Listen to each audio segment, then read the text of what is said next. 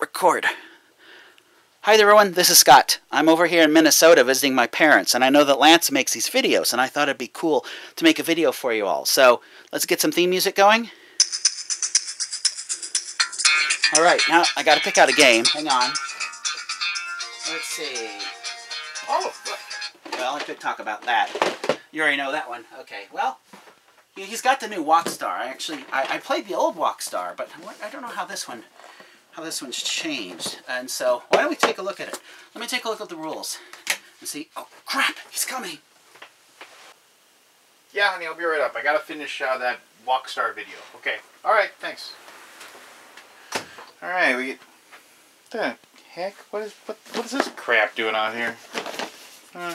Put that away. Oh, okay, gotta set this up. Gotta show people how to play Wok Star. What is the camera doing on? What the heck? Freaking kids messing with my stuff. Alright, whatever. I'll just get rid of this and the magic of video editing. Alright, there we go. The game is set up. So, this isn't going to take too long to show you how to play it. I'm just going to show you some of the different components so you can see what you're looking at right here.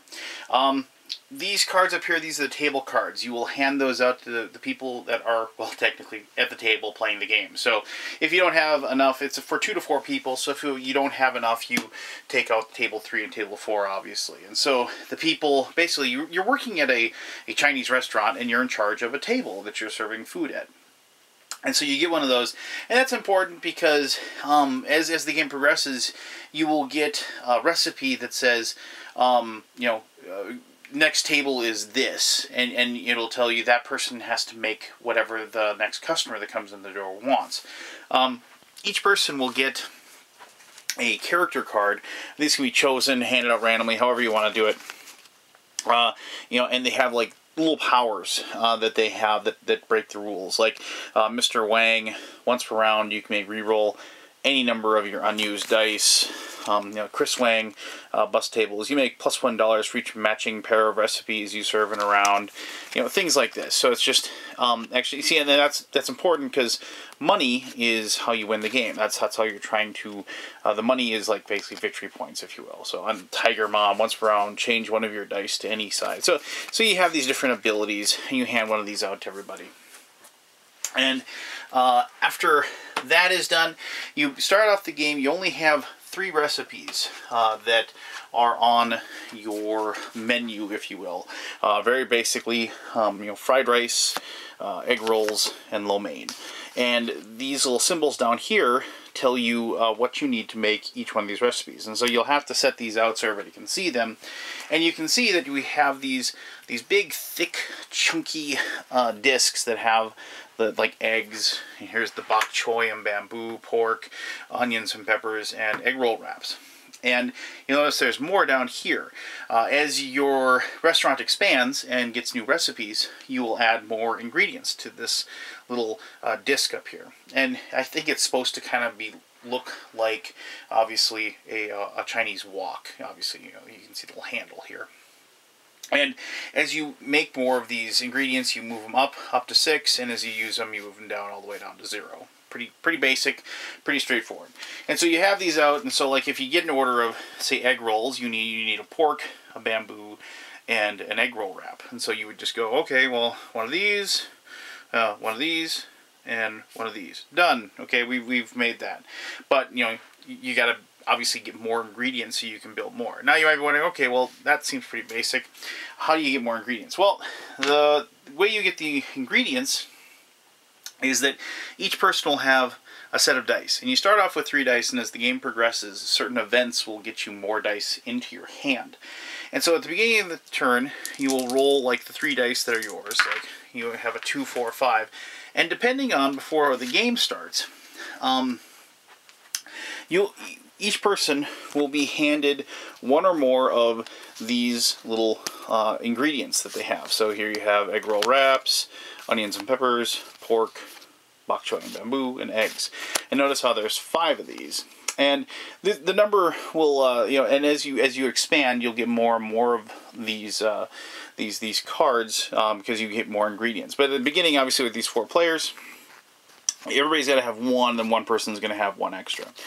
And if you look at the card, it says any die used on egg roll wraps will get you 1 egg roll wrap. A 3 will get you 2, and any 2 dice that equals 7 will get you 3. And so, like, if I rolled a 2, 4, 5, so if, like, put that 4 back. If, while we're playing, we say, okay, I'm going to use this 2 and the 5. I'm going to put them here. Notice you don't use up the spot. I mean, you basically place them on there and you put them up there. So you can do it again if you have to. But you'd say, okay, 2 and a 5, that equals 7. So now I'm going to get 3 of these. And you go 1, 2, 3, like that. And you'd have 4 of them available. Pretty straightforward, right? Not very tough. So that's pretty basic. And then what happens is that you will make, you have, as the game progresses, you have this big deck that has all the recipes in it. And I've already taken out the 3 recipes we make already. And then it has a deck of event cards. And depending on number of players, you add a certain number of event cards to the deck as well. Something that I've also done already. And so then we have the recipe deck, which is like so. And at the beginning of the game, you will not have any money. You have $0, and you're trying to you know, make money by serving your customers. Now, the game itself would be pretty simple and straightforward and not very difficult at all. I mean, you just, okay, flip a card over. Can we make it? Yeah, fine. Flip a card over. Can we make it? Yeah, fine. So at the beginning of the game, each person rolls their 3 dice. They have them. You haven't made anything yet. You don't do anything yet. So the trick comes with this timer. And I hope it's loud enough for you to hear. But here, I'm going to hit it here. And also, there's a cool little adjustment here. Depending on how difficult you want the game to be, you can have, you might not be able to see that, but it has like 15 seconds, 20 seconds, and 30 seconds. So I'm going to set it in 15 seconds just so I can do it quickly. So when you're doing the recipes, you have to use this timer, and you have a certain amount of time to get that recipe made. So here, check this out. So you can hear that little ticking, right? So, and 15 seconds, of course, lasts forever if you're actually waiting for it. But here, I'm going to let you hear the bell here in just a second.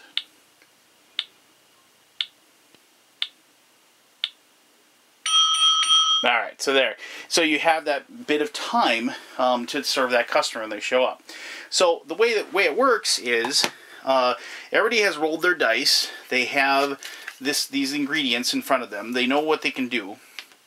And then what happens is we take this deck of cards, we flip over the first one, and at the very beginning, the first thing is table 1 is the first player. First player is table 1. And so we flip the card over, and we see that it says egg rolls. And like, it's right as we flip it over, we hit this button. And then, oh, I'm sorry, that resets it. So you hit the button, and you can hear the ticking, and you hit the one, and it's like, egg rolls! Oh, what do we need for egg rolls? And you look, and you see egg rolls, we see pork, we see this, and we see that. And then, we made it. So you get that done. But if you look at the very next thing, you can see next table says 1. So it would stay with table 1, and then you flip the next card over. And so now we have, and as you flip the card, before you flip it over, you hit the button again. So you hit the ticking again, and you have, oh, it's lo mein. And so what do we need for lo mein again? And so then we need pork, and we need, I'm going to run out of time explaining this. We need pork, peppers, and bok choy, and bamboo.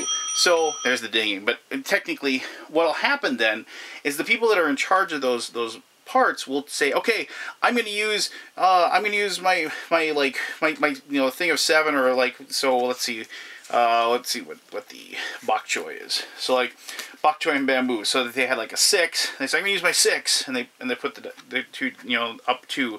So you have that to make the lo mein. And whoever's in charge of pork, because we don't have any pork, like if they had rolled like a 1, and I'm gonna use my 1, I can move it up like that. Great, I'm table 1. Notice how it says the next table is 4. I'm table 1. Sweet. This is judging if I done it that quickly. We go bam, bam, bam. We've used those up, and then the next table is table 4. So you hand the timer to table 4. They hit the button, and that resets this, right? And then they flip it over, and egg rolls. And so you can see how this becomes really quick and everybody's doing. Now, the trick is that you can actually trade your dice back and forth. You can say, I need a 6, everybody got a 6, I need an even number, I need an odd number, I need a 2 to go with this 5 to get 7. And so people are yelling back and forth, and you can trade in your dice at any time. If you think, well, it's like, I got a really good combination, even though we don't need eggs right now, I'm going to make a bunch of eggs and things like that. And so you just do that, and you have to get through this deck of cards to start off with. And so, let me just show you an event. Like eventually sometimes you'll get an event. And when an event happens, you stop the time, and you resolve it. So this one is training day, gain and roll a die. So whoever is at that table, like, so this one said, next table 2, so you hand it off to 2. So 2, let's say 2 is green, they had 3, yay, I gain a die. And so then it says, okay, now, gain and roll a die, roll it. 1 to 4, nothing happens. On a 5 to 6, you gain and roll another die. So let's just do that and see what happens. So it's like, yay, I got another die. I got a 2. Oh, well, I still got another die. You know, and so then they get to use that die for that situation. And then next table is 1, so you hand off the timer, you hit then we draw the next card, and that's lo mein. And so you go through that, and you get through this deck. So, after that's done, after you get through the deck, you have a moment where everybody goes, okay, that's cool, we're done, and then you're going to total up every recipe that you finished. You get the money that it's worth. So, like, if you made this lo mein, it's worth $3. If, you know, this fried rice is worth $2, and so you get that, and then you add these up on this track here and show how much money you made.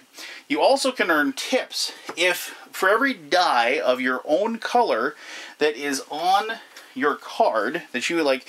So if you had the pork card, and say you were the person who had the pork was using the white dice, and they had 3 of these on there, they'd earn $3 in tips because they'd, you know, use their own dice on their own card. And so everybody adds up their tips, and they're both together because this is a cooperative game.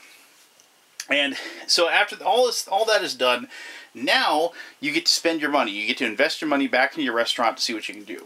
So the first thing you do is you take this deck of cards here, and this is the recipe deck. You flip over the top 3 cards of the recipe deck, and we see here shrimp fried rice, General Tso's chicken, General Tso's chicken, and Kung Pao. And who was General Tso anyway? That guy had some really good food. But anyway, so you sit there and you say, okay, well, if you want to buy the recipe, with, you know, you can see it 4 players, 3 players, and 2 players. 4 players, it costs $22 for Kung Pao, $22 for General Tso's, and $22 for shrimp fried rice. These are all pretty expensive, but the customers pay more. So $4, $4, and look, General Tso's chicken is $5. And you can also see, obviously, they have more ingredients and whatever.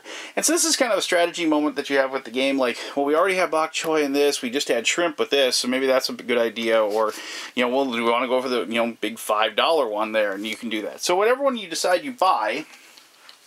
Oh, I should mention that if you have any dice left over before you total up the dollars and everything, you can use any dice that are left over on anybody's deck, and you can hand them off, and you can, like, you know, stock your shelves, if you will, with the dice if you happen to have any left over. It doesn't happen a lot that you still have a die left over, but if you do.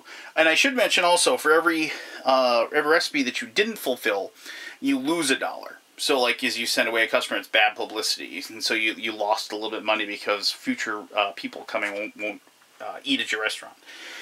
So, like, let's say we bought General Tso's chicken. So, and, like, you know, we made $31, and so, which would have been pretty bad, actually. Let's say I made $41.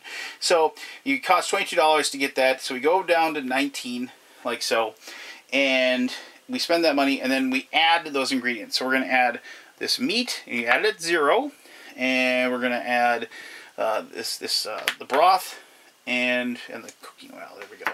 So you add those all at 0, and then you go through this deck, and you find those spots. So peanut oil, we add that to, and we give it to somebody. We can argue or figure out the chicken and the sweet and sour sauce. So we add those 3, and then those get added out. And then, but notice you don't add any of your dice. You just get more stuff that you have to be able to make. So it's one of those things where you have to kind of weigh the rewards.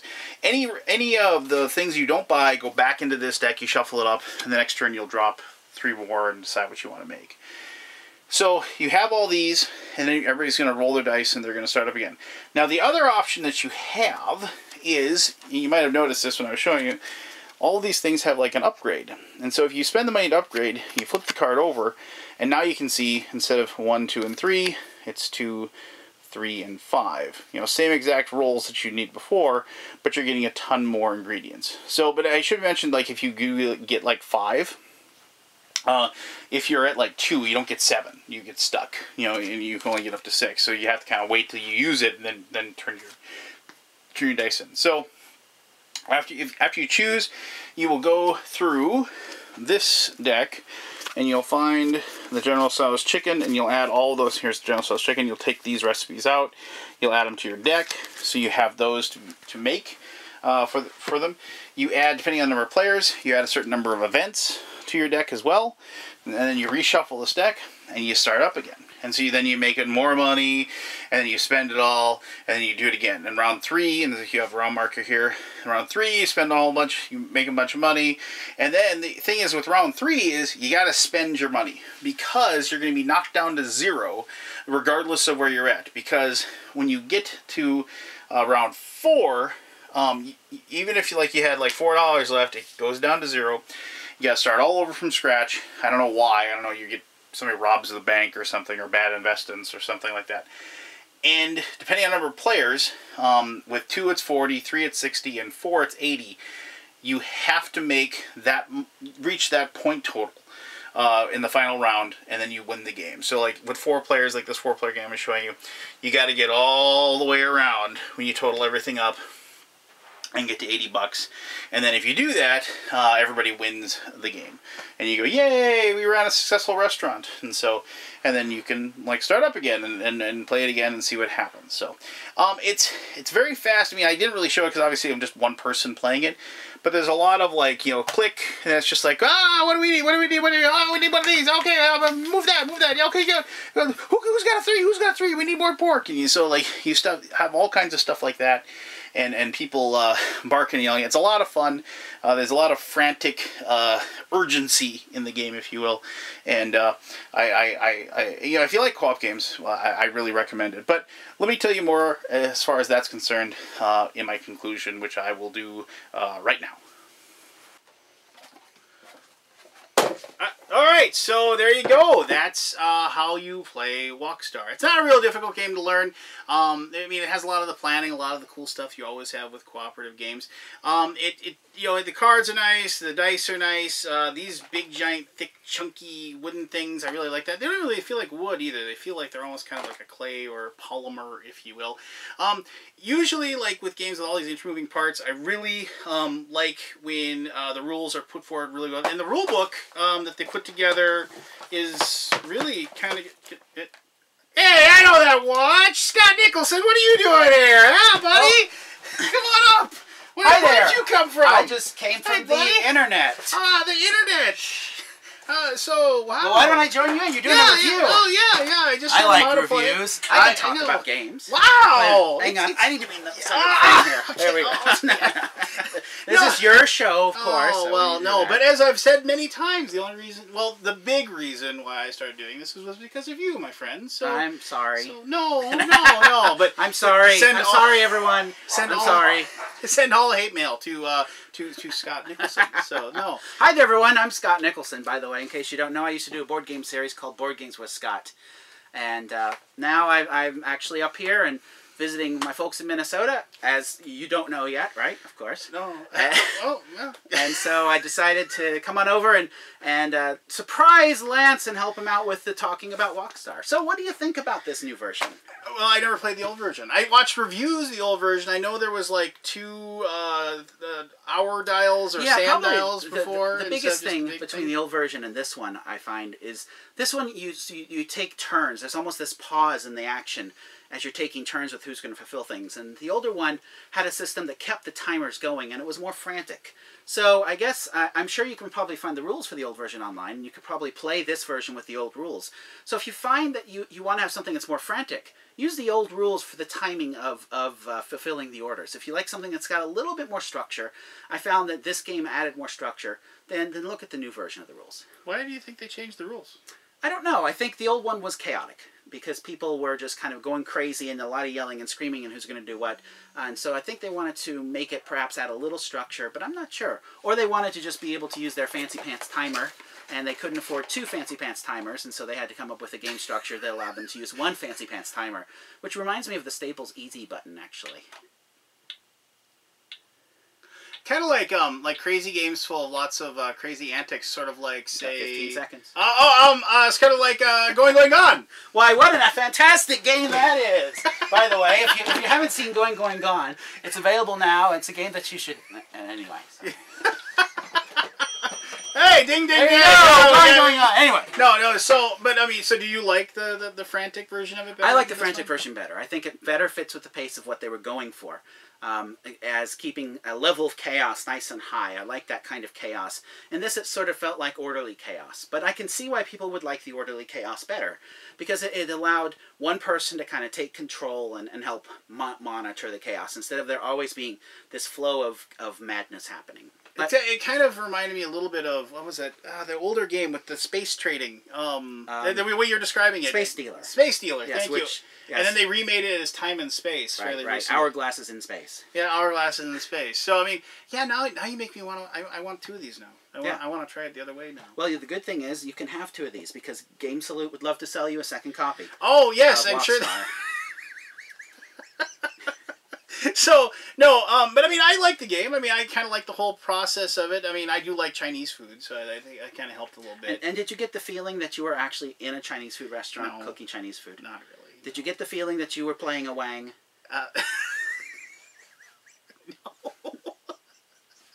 No, I did not feel like I was playing a computer, type of computer from like the late 1980s? I wasn't referring to that. Oh, so the Wang family? Of course, of course.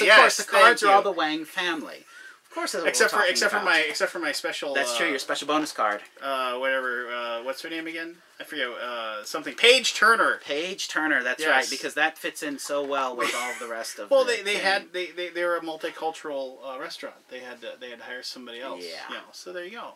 But no, I mean, it's fun. I could definitely see my daughter liking this one. I mean, just because she likes Chinese food as well, and she likes the process of it. And I like the fact that you can slow it down. I suppose with the sand timers, you could never really slow it down. So this one's more. No, you just cheated. That was the other thing with the sand timers. You could just cheat and ignore the timers or tip them over and not worry about it. Here, you've got this incessant clicking saying, hurry up, because the thing's clicking and clicking and clicking. But you didn't actually click. I didn't. I failed because we found this actually in playing. It doesn't always seem to click, and so that makes me sad. No, but I mean, I guess I really liked it. I really liked, I mean, the images and everything like that. It has some dark humor with the mystery meat with the animal, the dog and the cat. Tasty animals. So, no, I mean, I found it to be very, very fun. I found it to, like, it's very interesting when, like, you can sit there and you hit the button. I think it does have a problem with, like, too much pre-planning, because, like, if you I think there should be, like, not a lot of table talk going on, like, I have this, so as soon as we get that, you can just go ahead and I got a 3, so you can use that. And that's not what I like. I mean, because then it just, like you said, if you're going to have a game that's timed, it probably should be more...